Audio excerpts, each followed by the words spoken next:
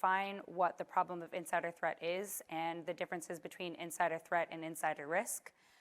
We'll get into some other analytical models and insider threat frameworks that we use to not only identify the super malicious insider, but also how to combat them and to respond to incidents involving them.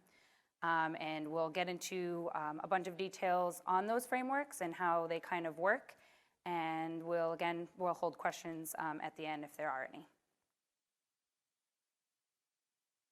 Awesome. Now, the first thing is obviously list the problem. What is insider threat? The reality is, in order to fully understand the problem of insider threat, you must first understand the differences between threat and risk. But what is an insider, right? At the end of the day, there's kind of a lot of facets here to what is an insider, right? An insider could be a person who has or had authorized access to knowledge of an organization's resources, personnel, facilities, information, equipment, networks, systems, right? Anybody from the janitor to even, an employee's son could be the case, and we'll even discuss an example there. But somebody who's a trusted individual, having badge access, a computer or network access, knowledge of organizations, fundamentals, business strategy, future plans, access to protect. There's a lot of factors here, right? And contractors to third parties to interns to, anybody and everybody that has access to the business for a short term or not, it can be an insider. So now that we've kind of talked about what it is, we really want to define what the differences are between insider risk and insider threat. So an insider threat is a malicious threat to an organization that comes from people within the organization, such as employees, former employees, contractors, or business associates who have inside information concerning an organization's security practices, data, and computer systems. So when we're looking at the entire scope of an organization, we're trying to get an understanding of where the threat exists and where that risk exists. So again, if you don't understand the risk, you will never find the threat. So there's a lot of you here, obviously. I'm not going to make you all stand up, even though you just had lunch and maybe a little exercise isn't the worst thing in the world. But imagine every seat was full in here. Now, the ones that are sitting in here could be insider risks. Some people are doing personal webmail. Some people are going to instant messaging. Netflix at night just because with the family, we're working remote, working at home. All that stuff's lovely. But at the end of the day, those are becoming insider risks. And really what we want to show here, and what we'll speak to a little bit more, is within the entirety of what is insider risk, insider threat is a small subcomponent of that, right? And it's important to address those insider risks. So what are insider risks? Insider risks is a threat that may sound the same as a threat, but are not, right? And there's a distinction between the two. Insider threat focuses more on the individual, whereas insider risk is more holistic. It's broader. It's the entire organization. It's very holistic centric approach, right?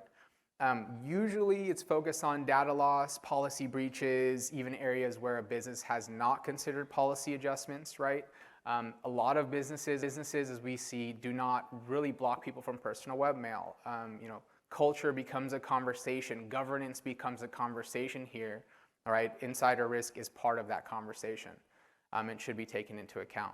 So corporate culture and policy are something to really focus on in terms of allowing to better identify insider threats in an organization, as well as mitigate just expansive risk that does come with new applications and stuff in an organization. The other side of the fence now, when we hone in on insider threats themselves, again, these people have more of an intent to harm an organization, right? And this includes malicious, complacency, unintentional acts to negatively affect the integrity, confidentiality, and availability of organization to its data, personnel, and facilities, right? So things like data theft, commonly we've heard a bunch of incidents over the past 5 to 10 years that are related to that. Espionage with the Tobe incident. You got the whole terrorism aspect. There's a lot of research going on with that. Unauthorized disclosure of information, sabotage, workplace violence, harassment. There's been cases of that as well.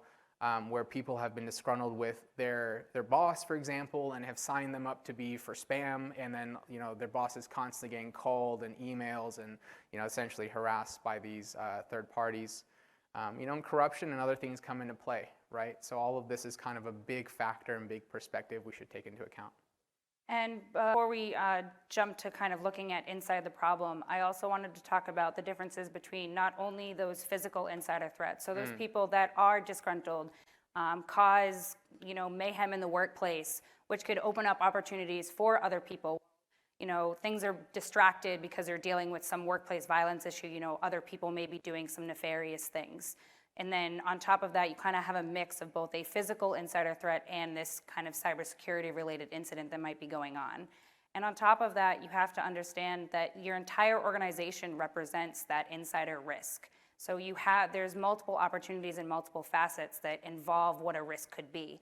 That's why when we're defining the issue and looking at the problem, you want to hone in on that insider threat, those people that maybe make it more of an issue or open up that risk to your organization. 100%. So now looking at inside the problem, a lot of times when we're talking about this, some people still kind of don't fully understand the concept of insiders because it's not real for them. Maybe your organization hasn't been involved in an insider incident yet. And I do say yet because it's inevitable. It's a matter of time, which we all know, especially with malicious incidents or any type of kind of malware incident. Those things are kind of inevitable. They're always changing, and that is the same for insider threat. So a couple of examples we have here is 28% of data breaches are perpetrated by insiders, and this comes from the Verizon Data Breach Investigation Report. It does depend on how you classify a data breach, though, because if you do count phishing victims, that number actually jumps to 80%. Also, the cost per insider threat incident is $15.38 million, and that is from the Ponum Institute in 2022, and that's a huge difference from 2018, where the cost was just $8 million. So it's increasing very rapidly by large amounts. And lastly, 40% of fraud is committed by insiders, where the other percentages come from 40% outsiders, and then there's also the remaining 20% that is a collusion of both insiders and outsiders. So insiders working with outsiders to perform these incidents. So again, if you really think about it, insiders are responsible for about half of fraud committed. So just keep that in mind. Yeah, that's a really good point. And I think the other side too is the fact that mostly everything does stem from somebody within the business, right? I think exactly. You said phishing. Yeah. Like at the end of the day, if you're not engaging your workforce, training them, making them more aware, then you're gonna have more issues and more problems. And I think for us, what we've seen in a lot of the research and a lot of the implementation is the communication aspect, which we'll get to in a second. So maybe you can kind of run into this as well, the detection of the insider threat. So to basically understand how to detect insider threat, we work with business leaders and cybersecurity executives and practitioners and look at their research and look at our own research.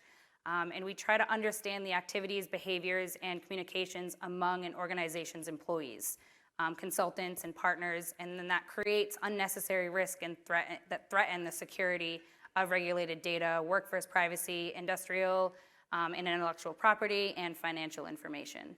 So what we're trying to understand is how an insider risk will innately lead to more threats, whether insider or external actor driven. So as Armaan said, it does always kind of come down to an insider, whether it is malicious or non-malicious. So those malicious people are kind of what we're going to get into in the next couple of slides, where we talk about the super malicious insider. But it's also important to understand that we do have our non-malicious ways. So those people that are not necessarily trained, or they click on that link or open that email, visit that site, any of those types of things. Those all open up that threat factor. So that's why when we do talk about it, we still look at the organization as a risk, honing in on just those specific examples or specific people that are identified as threats. 100%. And I think, let's double click on this, right? What Well, obviously we got a catchy title here, right? And the reality is, what is that make or break point in a business? The make or break point is really the corporate policy, and it's the enforcement of that corporate policy. That's the first thing in the line of defense that a business has in order to kind of provide swim lanes for their employees, right? I think at the end of the day, corporate policy is a way for organizations to provide swim lanes for their workforce, right? When an employee is not provided clear instructions, or even myself or anybody, when you're not provided clear instructions and you're trying to figure things out on your own, I may go to a website and download an application because I think it's going to benefit my job and my workflow, what I'm doing, but then not necessarily maybe considering the risk that it's going to impart on the business. I could have, clicked on the wrong link, and I could have phishing link, right? Exactly. It could have been a little malware advertisement, right? It could have been, there's a multitude of factors that come into play here. And not thinking about the backdoor of an application and maybe who wrote the code, obviously not many people are going to dig that deep when they see, hey, this is exactly what I need, and it's going to manage these files, it's going to do this or do that. Something really important to keep in mind. We don't want to necessarily with this, and what we've seen over this past 5 to 7 years at this point is adjusting the corporate policy doesn't impact corporate culture.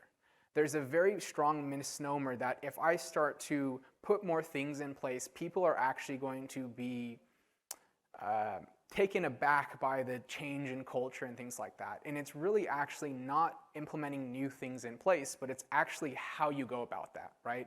If you just all of a sudden say, these are the 100 new rules you have to follow and I'm not going to talk to you anymore, right?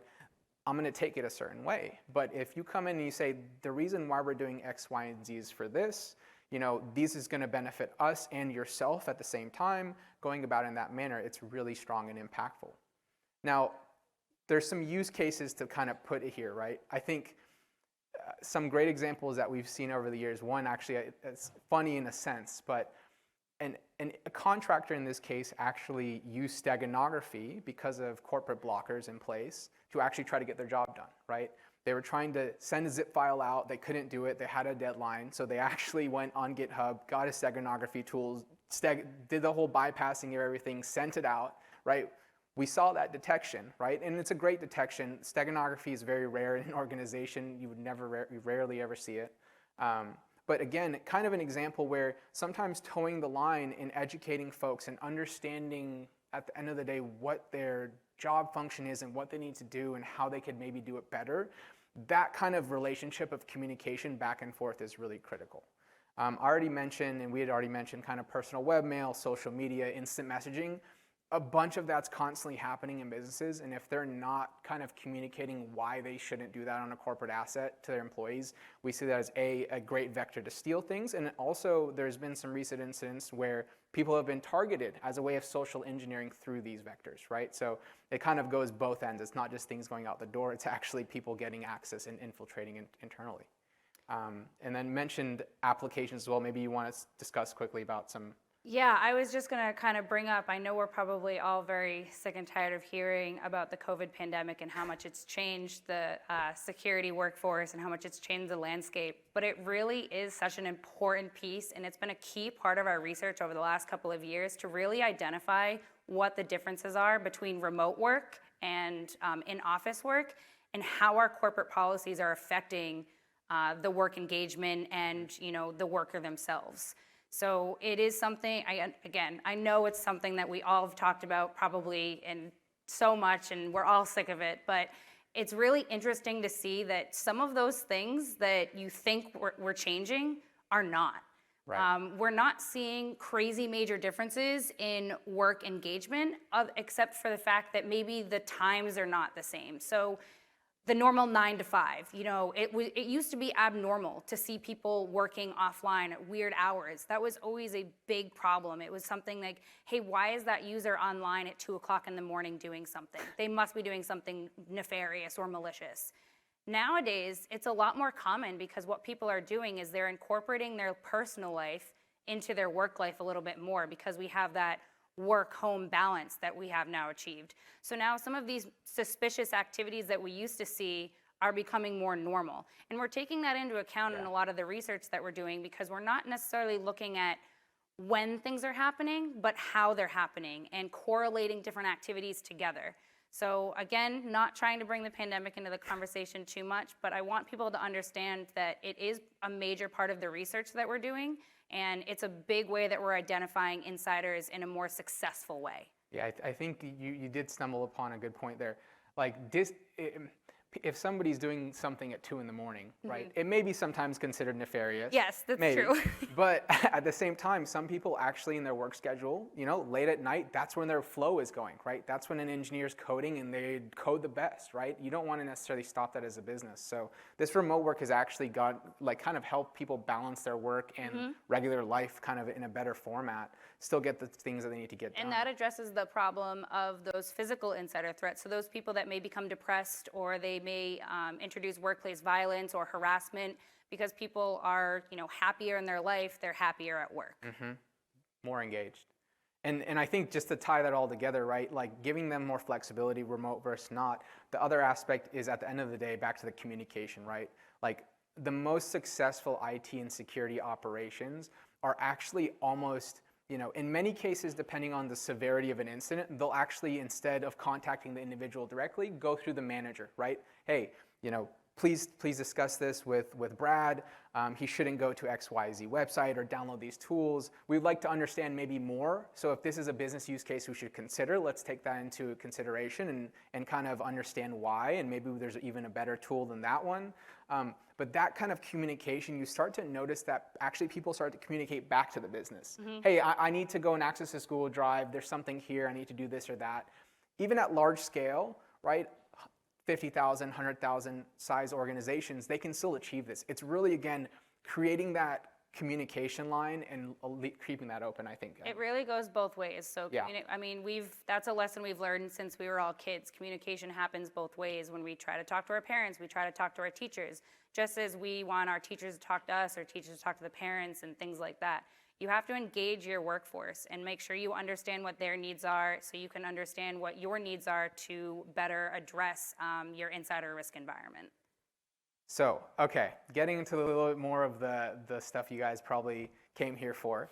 We'll walk kind of through this and just, mind the table. This isn't an entirety of the framework itself. It spans quite vastly, but I think this is a great way to describe and consolidate what you should kind of, if an organization's working to gear themselves for an internal tool that kind of does this, or looking for a tool that's already out there, a multitude of tools, there's a consideration that needs to be taken into account, right? So at the end of the day, you got on the 5 columns on the right side, your classic reconnaissance, circumvention, aggregation, obfuscation, exfiltration, right? This is like the main stages of the insider threat kill chain. At the end of the day, the malicious folks kind of bounce between. A lot of times, they don't necessarily go reconnaissance straight through. It just depends. There's been cases where that is the case. There is cases where they're kind of all over the place, right? And it depends on the length of period in which they are performing these actions and when did they turn to become super malicious or malicious in a sense. But at the end of the day, one thing that definitely keep in mind, and organizations look over this factor because it happens so much, is actually people reconnaissance and searching internal repositories and things of that nature.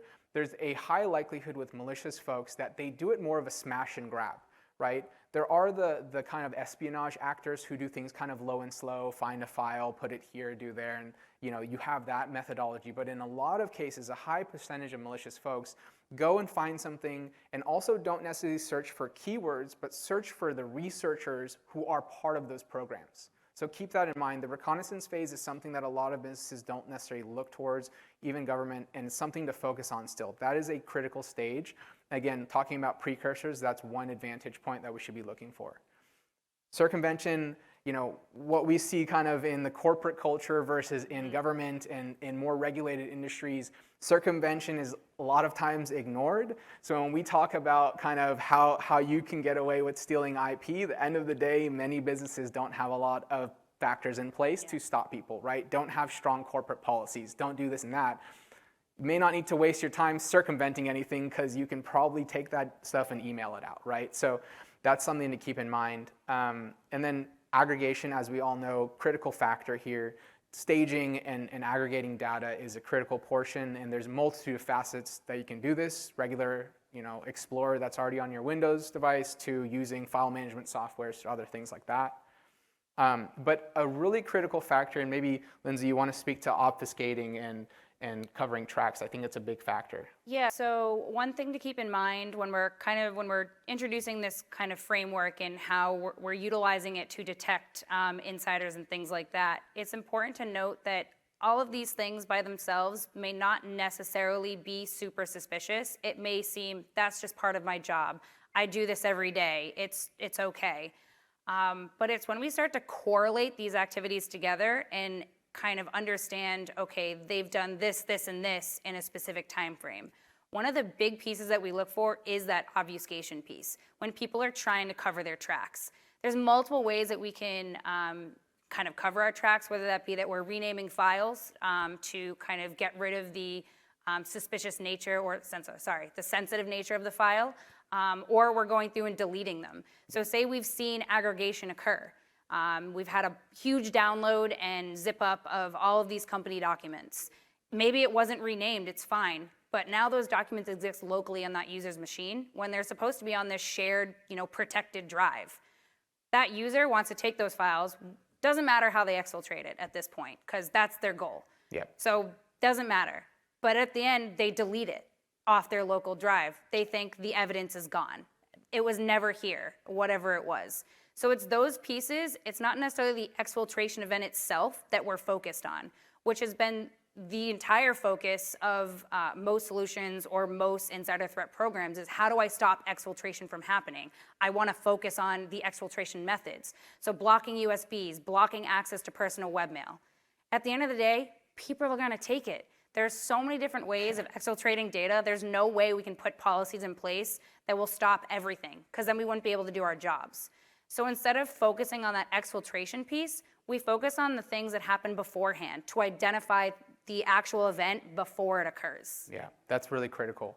And obviously everyone's aware of exfiltration, as Lynsey's kind of alluded to. It's the common factor here. One thing I will note in that though is organizations aren't focusing on copy-paste activity, and that's kind of on the rise. It is. And there's a lot more tools that That's because we're putting all these new policies in place, like no webmail, no USBs, Yep. nothing, no personal drives. Well, copy and paste still exists. People don't realize that you can just quickly copy and paste something to any online site, like GitHub, for example, or an email, like a draft email or something. Doesn't have to be a personal email either. Yeah. It could be your corporate email. You get it somehow. You access on your personal machine. Things like that. So it's a kind of a new factor in our research that we've realized. And again, I do believe it's come about from the integration of corporate policies to try to stop those exfiltration or those other exfiltration methods. 100%. And just there are tools out there that actually save history and save across devices. So do keep in mind, OneLaunch is one of them. There's a bunch of others. Even Microsoft has their own embedded. Now, for sake of time, these two left columns, behaviors, as Lynsey kind of was alluding to, from workplace violence to people being flight risk to persons of interest, high value targets in your business, these are things that, and then this left side, augmenting factors or global modifiers. People should be on holiday, but they're actually still doing activity, on or off the corporate network. When are they doing these activities? These are factors that kind of, as she's kind of alluding to, it's this kind of melting pot of all of these factors together and this master equation that you should consider, right? So those two on the left side should kind of overarch at the end of the day, those 5 columns to the right, and kind of increase their risk, decrease their risk, and be taken into account. And it's that holistic factor of everything occurring that's really important. When you're talking about insider threats, it's not one escalated behavior, but it's the totality of what somebody's done, right? That's the story, and that's how you find these individuals. Now, quickly, just for time's sake, I will jump through this, but there are different factors that models you want to take into account. Anomaly detection, classic, right? Somebody, their behavior pattern shifts, they never use instant messaging, or they do it a certain amount, and then next time they do it an excessive amount, right? These shifts are really important. It has a good play in insider threat, but it has its flaws. Thresholds are also important at the end of the day to at least, especially in large organizations, to see people that are going above certain levels, data exfiltration, going to, again, back to reconnaissance, looking at too many documents in the browser, et cetera. This is where rare occurrences come into play, but more importantly in the studies, sequence sometimes matter, and we call this correlation. That's something you want to look for. To Lynsey's point, somebody obfuscating and exfiltrating or doing 3 factors or 4 factors, right? This is where you start to have a high precision, high recall, high identification of the malicious users. And then at the same time, there may be ways in which to look at combinations over longer periods where events are occurring, and that's another way of great detection. And all of this is something you want to consider for the model. So let's get into the super malicious users. I know we're short on time. Here you go. Want to run through it? So now we'll get into some fun stuff. So now that we've talked about the different frameworks and kind of what insider threat is and how we can detect them, I'm going to give you guys a few examples of actual events that we've seen in the wild. This first case is an example of a malicious data exfiltration incident. So here we see a user. I don't know if you can see it on the screen, but we have a user on this side, and we have a list of alerts that triggered for this user. Now, earlier in the presentation, we talked about aggregation, archiving, data exfil, all of these things. Again, one of these alerts alone may not be suspicious enough to look into, but it's when we start to aggregate all of these alerts or correlate these actions together, it starts to become a true story of what happened. So, for example, we see a couple of alerts here, unusual print by count, or reconnaissance, security bypass research. Security bypass research may not be something super interesting. They're just, doing some researching. They're Googling things. It doesn't seem that different from their job. Then we have archive collected data, compressed data, and finally we're getting into some exfiltration. We also see flight risk. So when we start to look at these types of activities that we see this user doing, we have to start to ask ourselves, why is this, first of all, if this user is identified as a flight risk, what could they possibly be doing for, bypass research? Why is that something they need to do if they're trying to leave the company? Or archive collection. If they're trying to leave the company, why are they all of a sudden archiving all of these files? So looking at some more actual things. So here, this is discovering permissions. So what we're seeing is the user executing net1, and they're actually going to start to do some network scanning. So this is something that we see all of our IT folks do. Network scanning is something that happens. So again, on its own, not necessarily something that's super malicious. Then we get into searches while off the corporate network. So on top of the scanning, we also see how to scan for open shares. So now we're seeing the user not only scanning, but now they want to look to see what open shares are accessible to them, which is odd. You would think that if this user has access to things, they wouldn't need to research it, or they wouldn't need to understand other open shares because they have access that they need to do their job. Next, we jump into that really fun one, obfuscating sensitive files and exfiltrating. So here, the first one we see is a file read event, and we have a file read of my favorite cars. But previously, right before that, we're actually seeing a my favorite cars. It was actually named to that from confidentialdesignfiles.rar. So we've now seen this confidential design files document be renamed to my favorite cars. Now, if we were just looking at exfiltration alone, we may only see that my favorite cars be gone somewhere. We have to look at the lineage of that file previously. So again, correlating these actions together to really understand how serious this event may be. And lastly, we're seeing creating and aggregating archives followed by the covering of the tracks.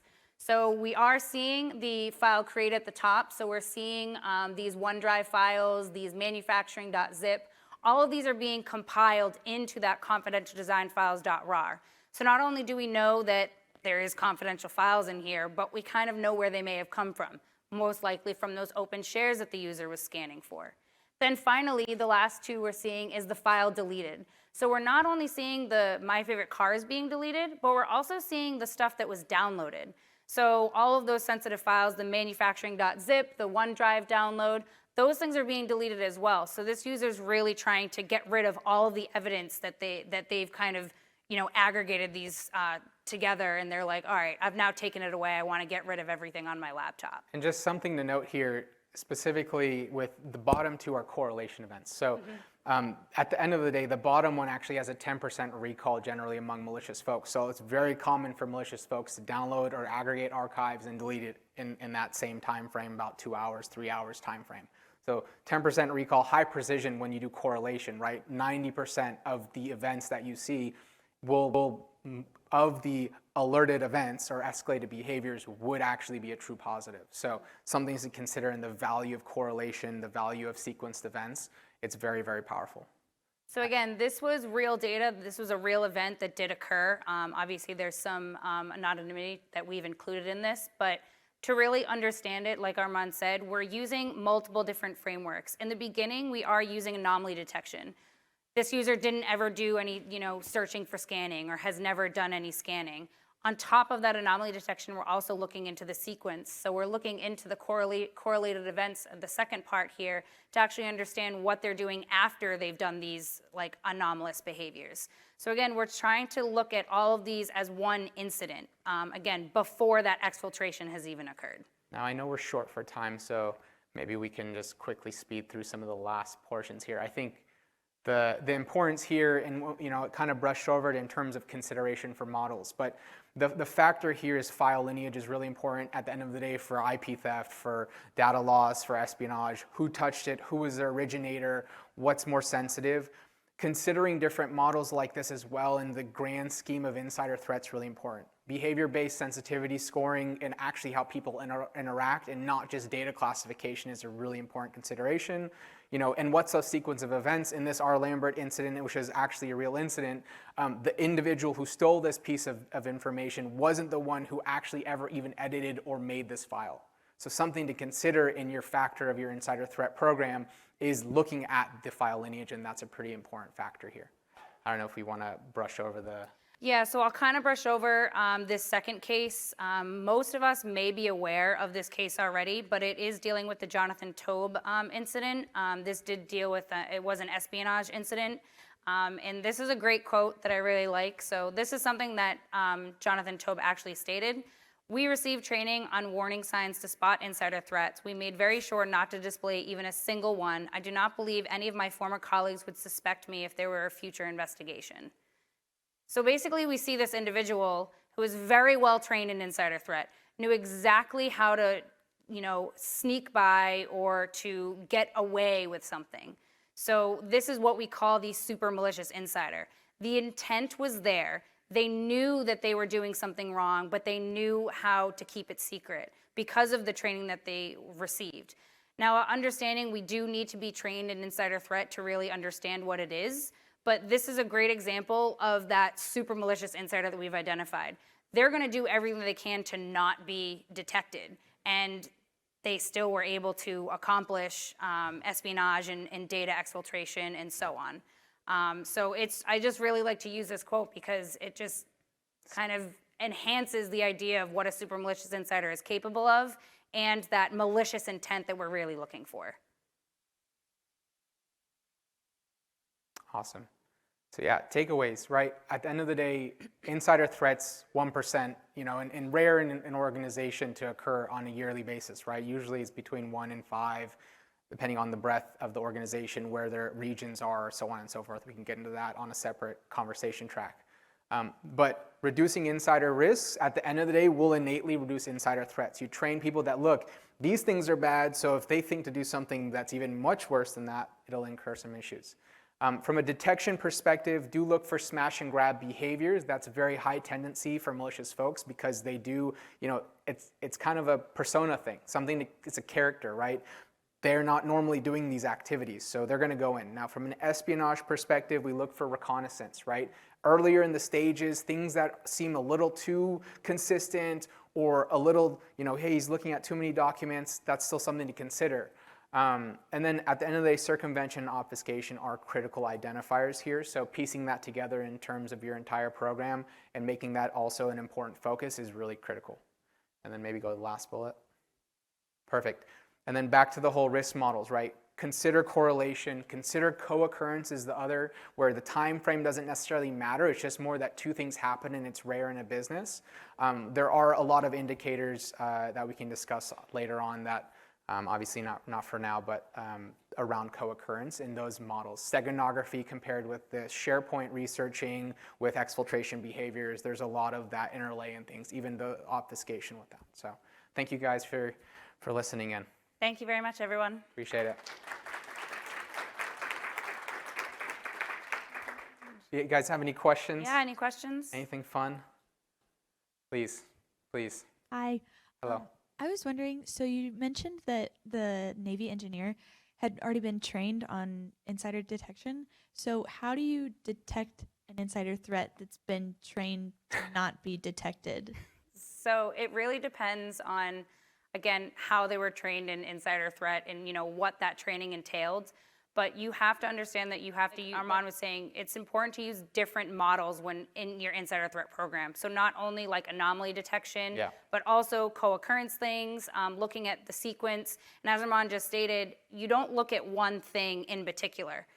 You want to make sure that you're looking at the whole story, and you want to make sure that, again, the time frame doesn't necessarily matter when that person did things. So one way that they attempted to get away with it is really space out their actions.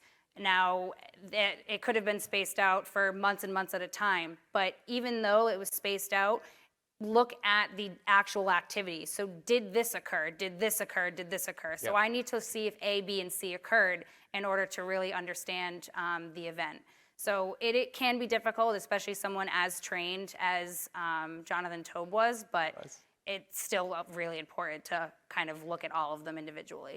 Yeah, so to add on a little bit to that, it's like back to the whole corporate policy part, right? It's like you should train people on corporate policy. You don't need to train them on insider threat. Like, teach them that like you shouldn't go to WhatsApp and click on a random link, but you don't need to teach them how to detect an insider, right? So Tobe was really taught on that. So that's one aspect. And to Lynsey's second point, the time span was long, but the co-occurrence model, right, is what one of the models that's really impactful. And he did do I mean, I'm not speaking for the incident. There's only so much details that we have from our perspective, but he had to have done reconnaissance. He had to look at files. But to Lynsey's point, it was spread over a long period of time. That's where co-occurrence is really valuable. It's where not usually a lot of tools that are out there are looking at a single day, not really looking at the longer scheme of things. And that's where espionage and other things get under, right, and get away. So it's that bigger picture too. The time frame really matters as an augmenter. So thank you. That was a great question. Yeah. How much do you see as false positives? You talked about the happy path and able to figure out, right? Most of the times, it's not that easy. So how many false positives do you get? And that kind of sometimes affect employee morale and also brings in other legal aspects, right? You got to be very careful. You can't just brand somebody as something without really knowing, right? 100%. No. How do you know? How do you know? What's your positive? Yeah, so your was what's the false positive rate for a lot of these, right? So for example, right, that's where a lot of these factors, like there's multitude of factors. One, tuning is important, right? With event logs, with not having the right data set, to be frank with you, that's where you do get in trouble, right? Windows event logs are not sufficient for this. I'm gonna be clear with you. It has its purpose, but a lot of it's noise. A lot of it's not providing value to large organizations. It also is costing them a lot of money. Something to keep in mind.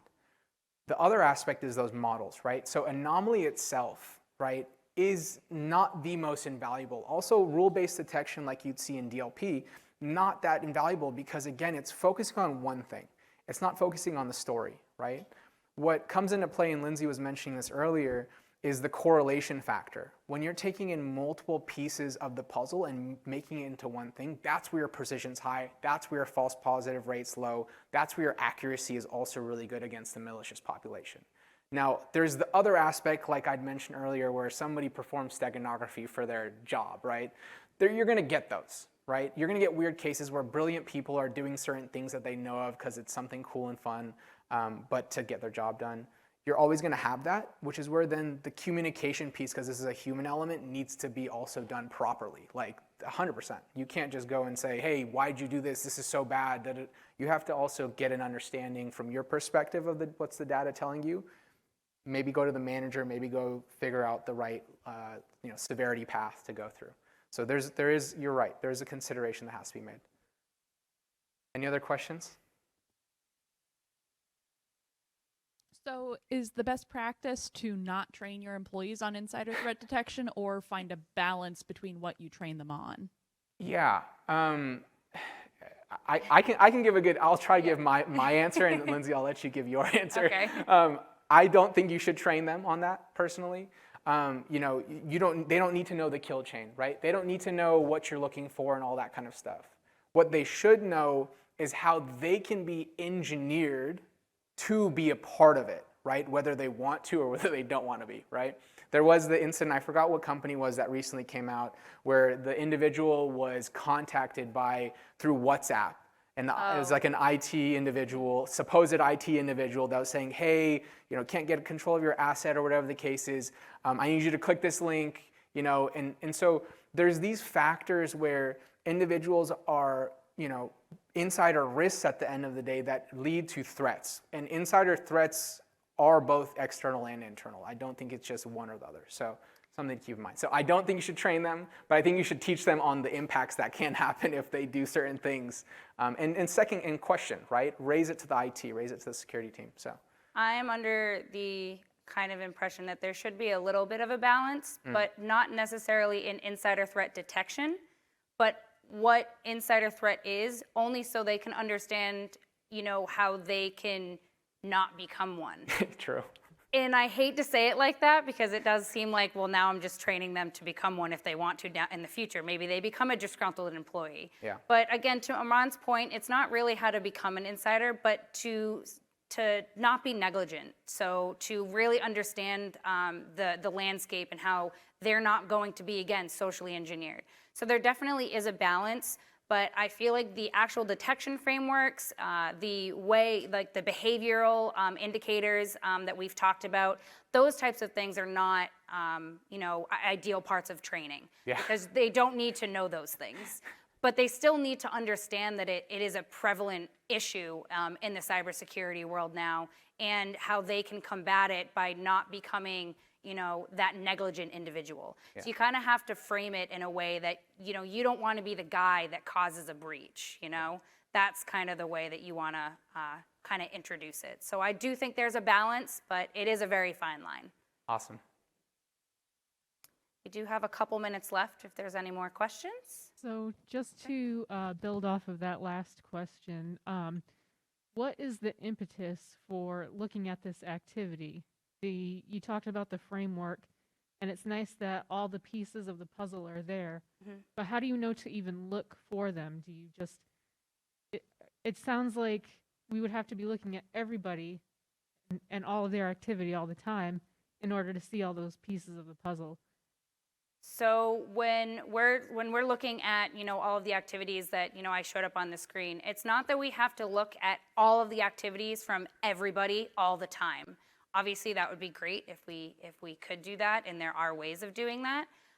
But it's really about understanding the behavioral indicators that you want to focus on.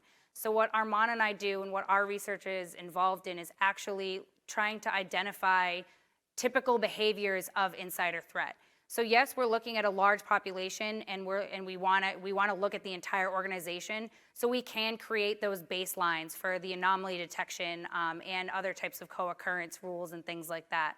But we don't necessarily have to look at every single activity that's coming from a user or an endpoint.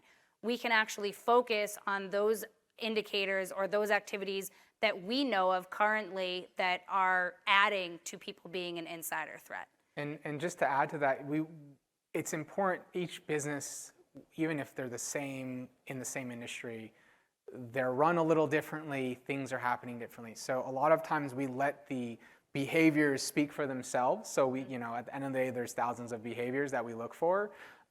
We let the data tell us what's going on, and then communicate that. And back to our original portion of these slides, you want to start with insider risk because you want to reduce the attack surface bubble. And then obviously, as you're doing that, you may stumble upon a threat at the end of the day, right?